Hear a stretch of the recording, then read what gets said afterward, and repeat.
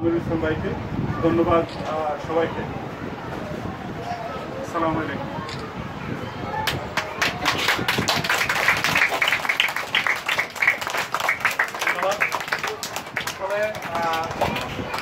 আমরা প্রত্যাশা করি প্রতিটি গ্রামে, প্রতিটি ইউনিয়নে, প্রতিটি সমাজে, প্রতিটি উপজেলায় এবং এইরকম সমাজসেবক একরামুল হকের মতো যারা রয়েছেন তারা দীর্ঘ সময় সমাজ সম্পৃক্ততায় বেঁচে থাকুক, আমরা তাদেরকে উৎসাহ জানাই।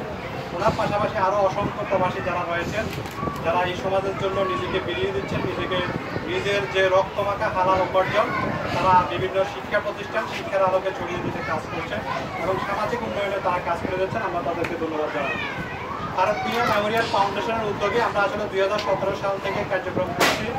তার ধারাবাহিকতায় আমরা প্রতি বছর একজনকে আমরা আমাদের এফপিএম পদক দেওয়ার আমরা সিদ্ধান্ত নিয়েছি। সেই হিসেবে আজকে এই বছর 2024 সালে আমরা আমাদের যে এফপিএম পদক রয়েছে সেটি আমরা একরামুল হক সাহেবকে আমরা প্রদান করার জন্য আজকের অতিথিদের অনুরোধ করছি।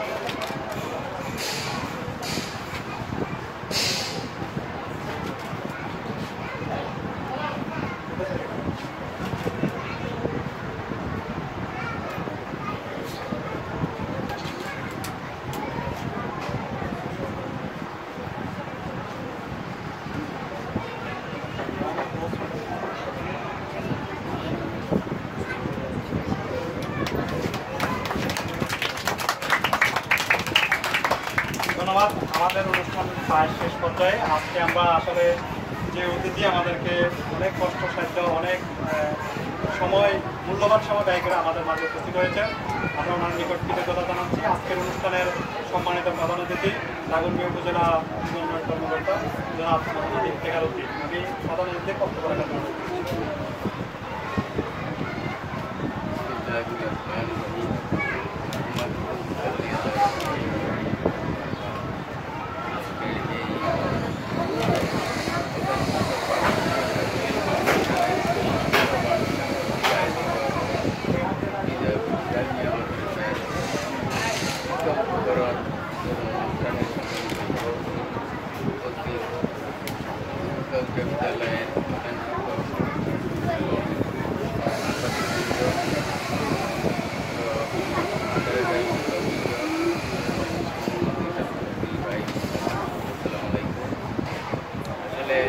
আপনারা যে আমাকে এখানে দাওয়াত দিয়েছেন, আমি অত্যন্ত কৃতজ্ঞ যে এখানে আসতে পারি। আমি আমার বাড়ির মাদ্রাসার সভাপতি, আবার মদিনাতুল উলুম জামিয়া ইসলামিয়া মাদ্রাসার সেক্রেটারি। আজকে এখানে আমি 14 বছর যাবৎ সেক্রেটারি দায়িত্ব পালন করে আসছি। এই যে মাদ্রাসাগুলো, বিশেষ করে দিনী প্রতিষ্ঠানগুলো অনেক সমস্যা, যদি আমি এটাতে না জড়িত হতাম তাহলে বুঝতে পারতাম। আসলে খারাপ লাগে যে আল্লাহ সামর্থ্য দিতে তাহলে করার জন্য চেষ্টা করতাম। তো আসলে যে এই মেমোরিয়াল যুব ফাউন্ডেশন আছে যে আমাকে এখানে দাওয়াত দিয়ে সম্মানিত করেছে, আমি তাদের এবং তাদের যে সভামূলক মনোভাব নিয়ে তারা আসছেন তাদের সাফল্য কামনা করি।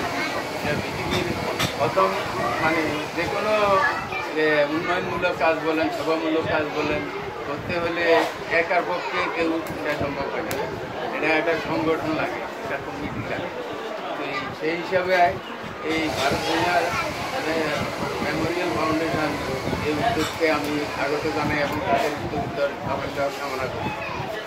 পৃথিবীর প্রথম সেবা সংগঠন করেছেন মহানবী হযরত মুহাম্মদ সাল্লাল্লাহু আলাইহি ওয়াসাল্লাম, যার নাম ছিল হিলকুল ফজুল, অর্থাৎ কল্যাণ সমূহের প্রতীক্ষা। এখানে কি হতো, এখানে অভাবগ্রস্তদের সাহায্য করা হতো, অসুস্থদের চিকিৎসা করা হতো, আরও বিভিন্ন বহু কার্যক্রম বিলকুল প্রতিল করত, যেটা মহানবী সাল্লাল্লাহু আলাইহি ওয়াসাল্লাম নিজে হ্যান্ডেল করতেন। তো এখানে যে ফারুক মিয়া মেমোরিয়াল ফাউন্ডেশনের যিনি উদ্যোক্তা, তিনি কিন্তু এখানকার লোক না। আমি যতটুকু ওই অপর দৃষ্টি দেখলাম, বাড়ি কোম্পানিগঞ্জ। আমি এক সময় 1995 থেকে 2002 পর্যন্ত আমি কোম্পানিগঞ্জ উপজেলায় কর্মরত ছিলাম।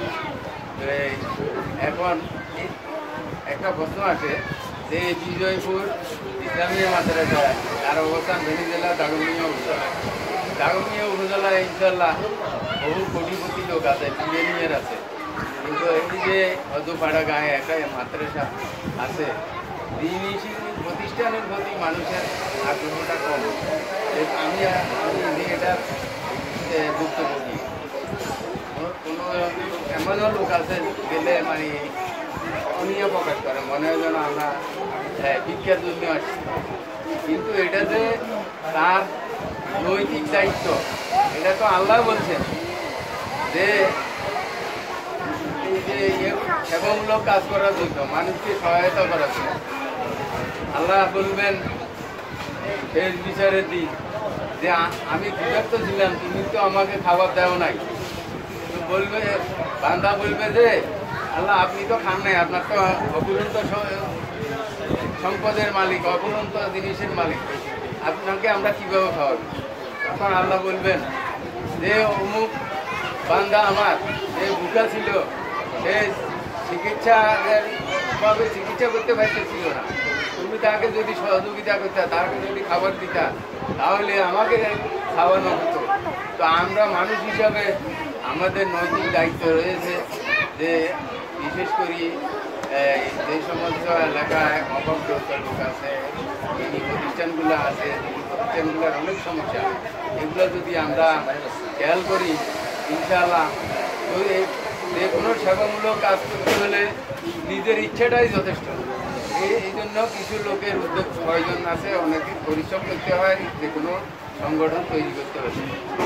আশা করি যদি সেবার মনোভাব নিয়ে সবাই এগিয়ে আসে, এখানে সমস্যা হয় না, এখানে অবশ্যই আল্লাহ সফলতা দান করে। যদি আমরা আল্লাহ এবং রাসূলকে মানি, আল্লাহ রাসূলের এমনি তো আমরা যে কোনো কিছু করতে যাই, উদ্যোগ নিতে যাই, সেখানে আল্লাহ আমাদের সহযোগিতা করবে।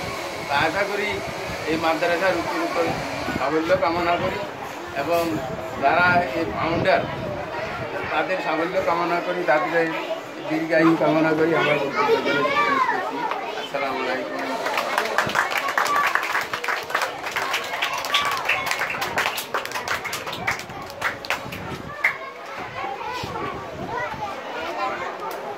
ধন্যবাদ। আমরা আমাদের অনুষ্ঠানের প্রায় শেষ পর্যায়ে চলে এসেছি। আমাদের সেই মহেন্দ্রক্ষণ আমরা ফারুক মিয়া মেমোরিয়াল যুব ফাউন্ডেশন পক্ষ থেকে শিক্ষার্থীদের জন্য সামান্য কিছু উপহার, একদম বড় কিছু না, সামান্য কিছু আমরা উপহার নিয়ে এসেছি। এর মধ্যে খাতা কলম রয়েছে এবং বাকি একটা আমরা সংযোজন করেছি, সেটা হলো ব্রাশ। তোমরা সবাই দাঁত মাজো? হ্যাঁ, অনেকে আমরা মাঝে মাঝে ভুল করে দাঁত মাজি না, কেমন? দাঁত যদি না মাজি তাতে পোকা হইতে পারে, তাতে বিভিন্ন ধরনের সমস্যা হইতে পারে। এই কারণে আমরা নিয়মিত দাঁত মাজবো। হ্যাঁ, নিয়মিত দাঁত মাজবো, কেমন? আজকে ব্রাশ দেওয়া হচ্ছে, এই ব্রাশ বাসায় নেই, আম্মুকে বলবেন যে আমাকে প্রতিদিন মনে করে দিবেন, আমি ব্রাশ করবো, ঠিক আছে? মনে থাকবে? ঠিক আছে। আমরা আজকের অতিথিদের কাছ থেকে যারা এখানে আছে সিরিয়ালি একটু বের করে নেওয়ার জন্য অনুরোধ করছি। একজন করে আসবে, কেমন? তার ভাই এতগুলো ওখানে দরকার নাই, দেখে দিকে দাও। আসো, এখানে করে আসো। না, ঠিক আছে।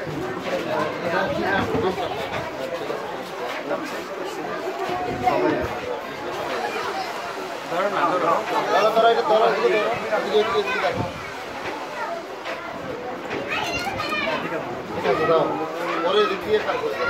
আসো, আসো, বলছেন, আসো, দ্রুত আসো।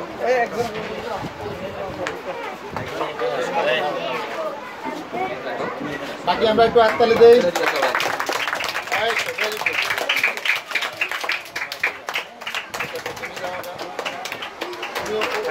হাততালি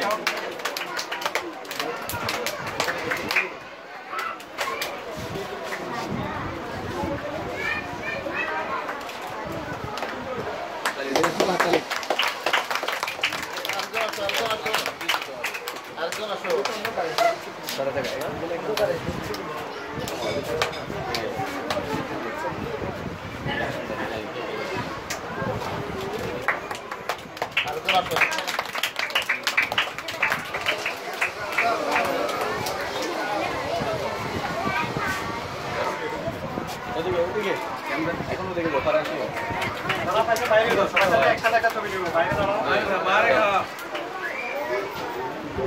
দিকে তাকাও দিকে তাকাও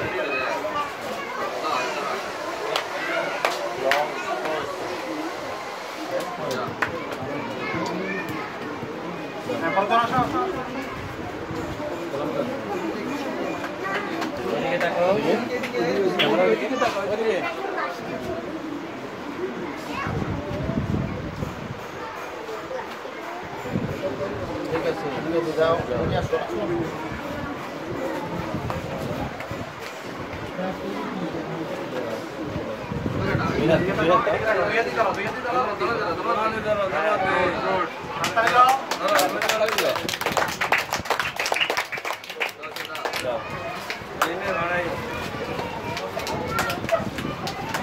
লংয়ের সময় আসতেছে লংয়ের সময় আসতেছে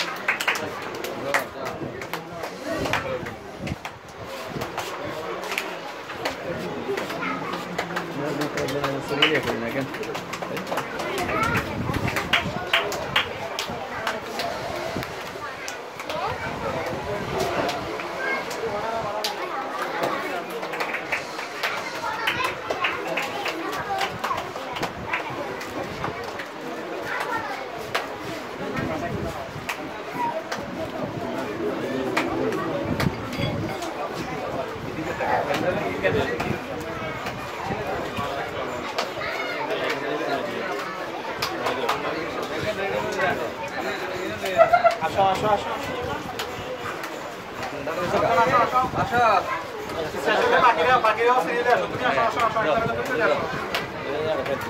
যারা আগে গেছে এটা হচ্ছে ওই মেধা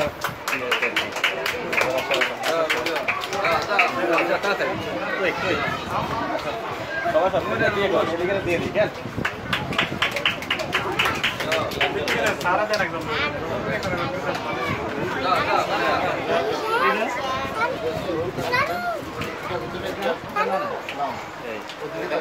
এই আসো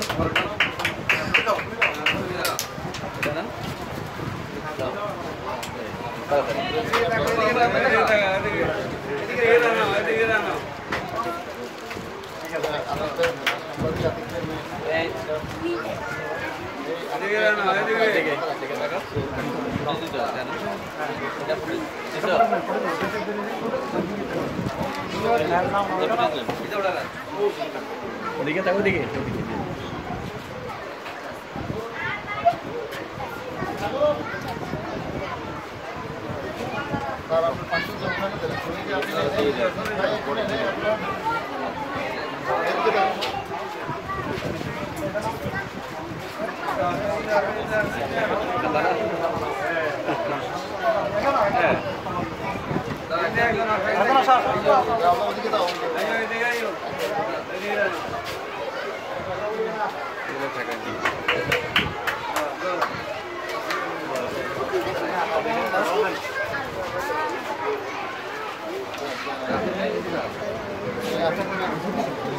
লাগবে না আপনি ফেলে দেন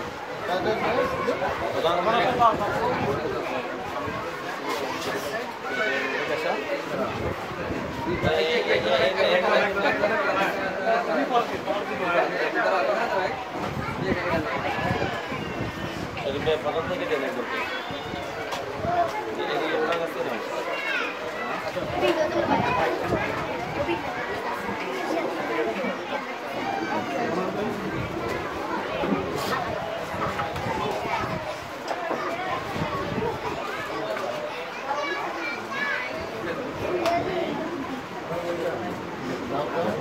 আসো আসো আসো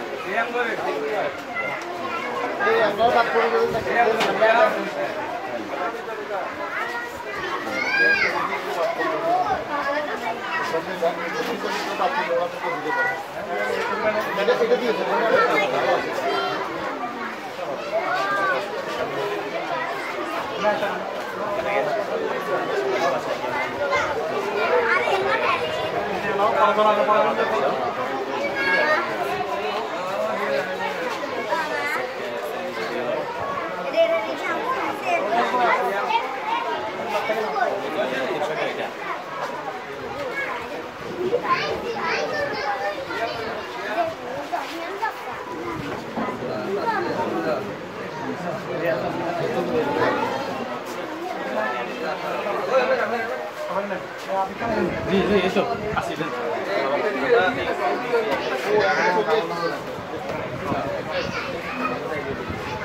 সাইন ভাই না এই সাইনটা আরে বুঝে যান সাইন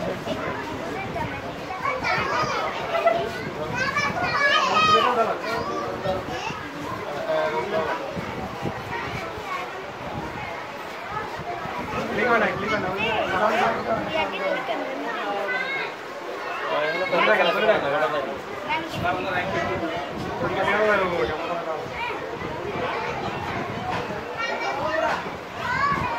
ধরে রাখেন ধরে রাখেন ধরা হয় না ধরে রাখেন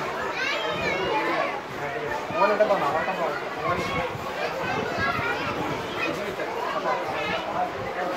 নেন করে নেন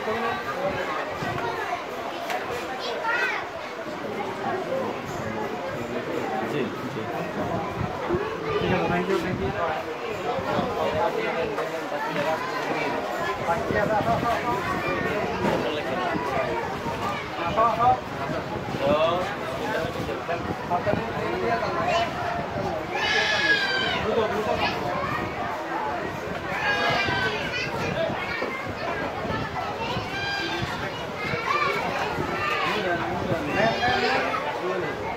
তারা মোবাইল করেন না মোবাইল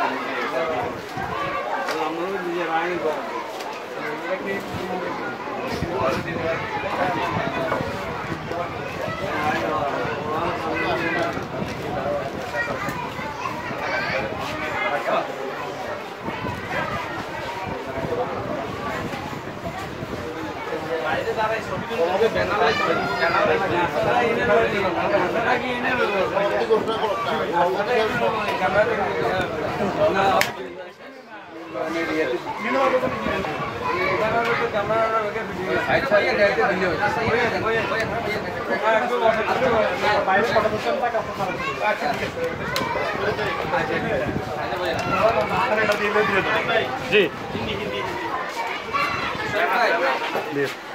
জি